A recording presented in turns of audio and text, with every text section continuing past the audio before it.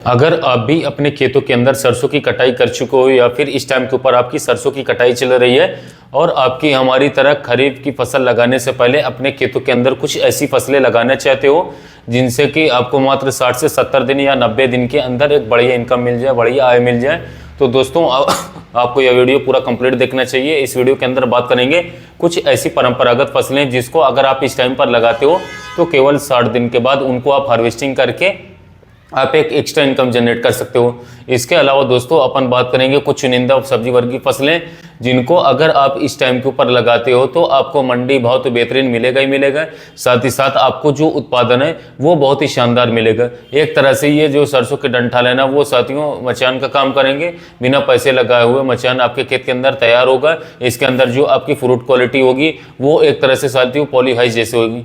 जब साथियों ये आप तुड़ाई करके बाजार में जाओगे उस टाइम के ऊपर आपको पता चलेगा। साथियों किसान भाइयों, कृषि मित्र चैनल पर आप सभी लोगों का स्वागत है। साथियों कृषि मित्र चैनल पर खेती संबंधित जानकारी के लिए आप हमारे चैनल को सब्सक्राइब कर लें, या जिन किसान भाइयों ने अभी तक पहली बार चैनल को साथियों देखा है तो वो चैनल को सब्सक्राइब कर लीजिए और ज़्यादा से ज़्यादा किसान भाई तक वीडियो को शेयर कीजिएगा। चलिए दोस्तों अपन बात करते हैं कुछ ऐसी परंपरागत फसलों के बारे में जिनको अगर आप इस टाइम के ऊपर लगाते हो तो मात्र 60 से 65 दिन में आप उनकी कटाई कर सकते हो। आपके खेतों की ना तो उर्वरक शक्ति कम होगी और साथ ही साथ जो आपको पैसे मिलेंगे ना वो साथियों हो सकता है इस सरसों के अंदर आप जो कमाओ उनसे भी कहीं ज़्यादा मिल जाए। साथ ही मैं जो ये सब्जी वर्ग की फसलें बताऊंगा इनके लगाने का एक ऐसा तरीका बताऊंगा जिसमें के अंदर ना तो आप खेत की जुताई करनी है, इसके अंदर से जब आपकी ये फसलें निकाल करके बाजार में जाएंगी तो तहलका मचा करके रख देंगे। बहुत ही शानदार क्वालिटी साथियों आपको देखने को मिलेगी। सबसे पहले अपन स्टार्ट करते हैं साथियों कुछ चुनिंदा परंपरागत फसलों के बारे में। परंपरागत फसलों को लगाने से पहले आपको अपने खेतों की अच्छी तरीके से जुताई करनी होगी, रोटावेट करना होगा, उसके अंदर आप लोगों को पलेवा करना होगा और उसके बाद आप उन फसलों को लगाइए। तो परंपरागत खेती के अंदर सबसे पहले आप लोगों को सजेस्ट करता हूँ तिल की बुआई कर लीजिए। तिल की बुआई अगर आप इस टाइम के ऊपर करते हो जब आपके खेत सरसों के खाली हो चुके हों, तब आप देखोगे जो तिल अपन बरसात के सीजन में बोते हैं ना, जून और जुलाई के महीने के अंदर, उसके अंदर दोस्तों अक्सर अपन देख रहे होते हैं कि ज़्यादा बरसात होने से फसल में फंगस लग जाती है और पूरा का पूरा खेत सूख जाता है। इस टाइम के ऊपर जो भी किसान भाई तिल की बुआई करते हैं वो शानदार क्वालिटी के तिल निकलेंगे, बिल्कुल एकदम सफ़ेद निकलेंगे, रेट ज़्यादा निकलेंगे और साथ ही साथ इसके अंदर जो बीमारी आती है फंगस वाली वो नहीं लगेगी।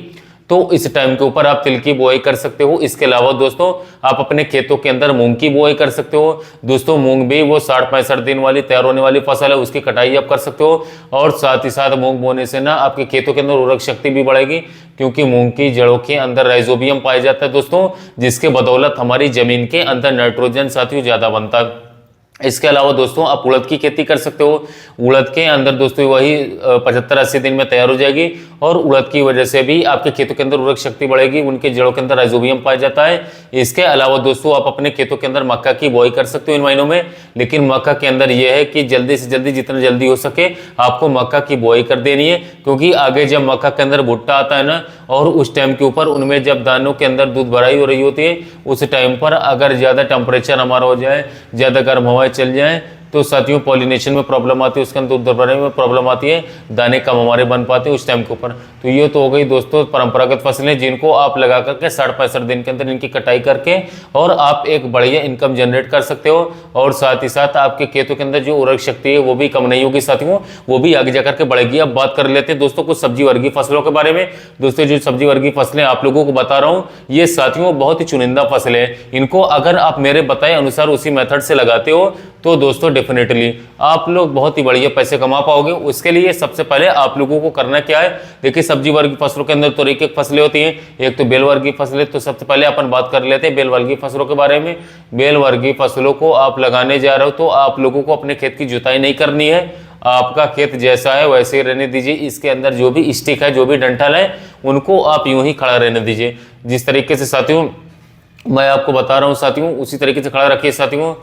जो किसान भाई इस तरीके की फसल लगाते हैं ना, तो जो सरसों की बुआई करते हैं उसी टाइम पर 8 फीट 10 फीट के बाद एक छोटा दोरा छोड़ देते हैं, मतलब बुआई करते वक्त सीड्रिल मशीन से बुआई कर रहे होते हैं तो उसी टाइम पर थोड़ा सा गैपिंग करवा देते हैं 2 फीट का 1.5 फीट का साथियों।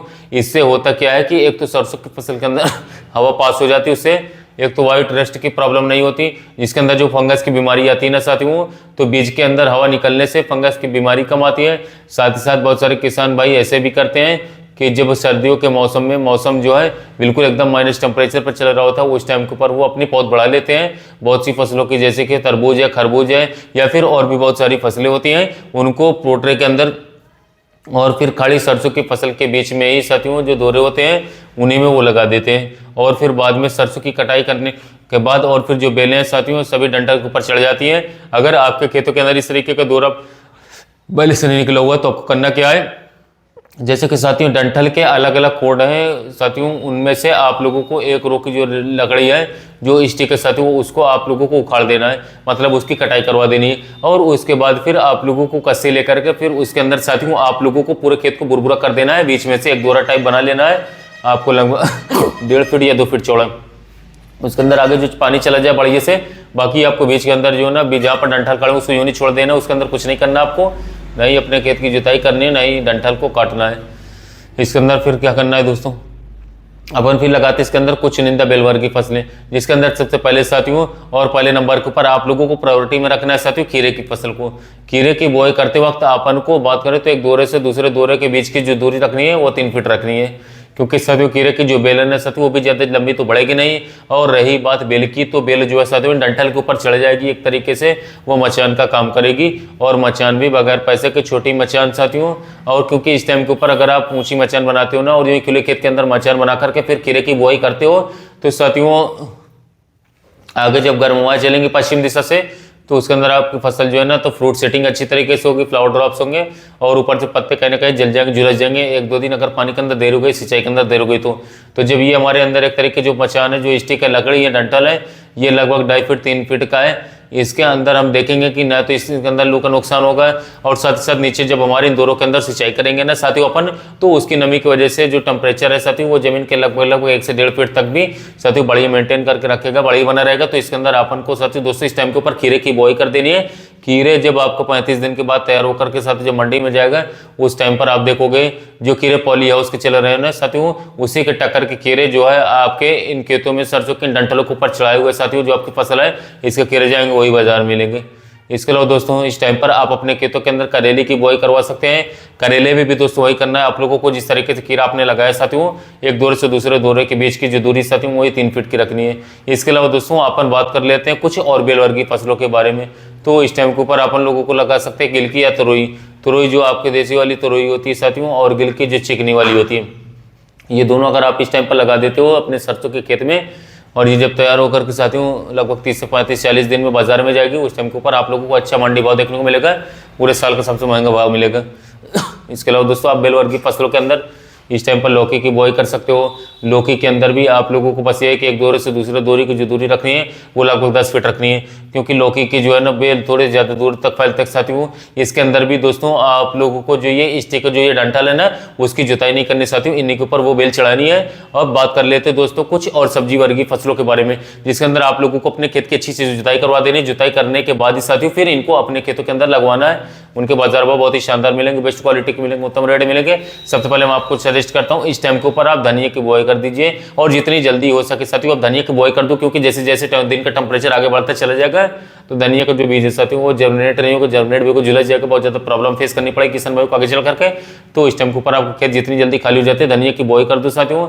धनिया की बुआई आप जो कोशिश कीजिए साथियों कि आप जो है अन्य की तुलना में आप बेड के ऊपर कीजिए। बेड के ऊपर अगर धनिया की बुआई करते हो ना तो साथियों आगे जब आप देखोगे साथियों ज़्यादा सिंचाई करने की वजह से साथियों धनिया के जो पत्ते होते हैं वो पीले पड़ जाते हैं क्यारियों में। और बेड के ऊपर अगर आप अपन धनिया की बुआई करेंगे और नीचे से साथियों उनके बीच में से खाइयों में पानी छोड़ेंगे तो क्यारियों में पानी छोड़ेंगे तो उनको बस नमी मिलेगी, तो नमी मिलने से पौधा जल्दी ग्रो करेगा और इसके साथ साथ बढ़िए एकदम चौड़ी पत्ती होंगी धनिया की और उसका जो कलर होगा साथ वो हरा भरा रहेगा, जाकर के आगे फिर बाजार में उसको बढ़िया रेट देखने को मिलेगा। तो दोस्तों आपको धनिया की बुआई करनी है। धनिया के अलावा साथियों इस टाइम के ऊपर आप भिंडी की बुआई करवा सकते हैं। हाइब्रिड भिंडी पूरे साल के अंदर इसकी डिमांड बराबर बनी रहती है, निरंतर बनी रहती है। इसको आप देश के किसी भी कोने में किसी भी मंडी में बड़ी आसानी के साथ बेच सकते हो साथियों। तो दोस्तों ये मेरी बताई हुई कुछ फसलें जो आप सरसों की कटाई के बाद बुआ सकते हैं साथियों, बहुत अच्छे रिजल्ट मिलेगा। आप मेरे बताए अनुसार लगा लेते हो तो आप सरसों के खेत के अंदर काफ़ी ज़्यादा पैसे ले पाओगे। आप केवल 30 दिन से 90 दिन के बीच में सरसों ज़्यादा पैसे कमा सकते हो। तो वीडियो को लाइक कीजिएगा, चैनल को सब्सक्राइब कीजिएगा, साथ में मिलते हैं नए वीडियो में नए टॉपिक के साथ।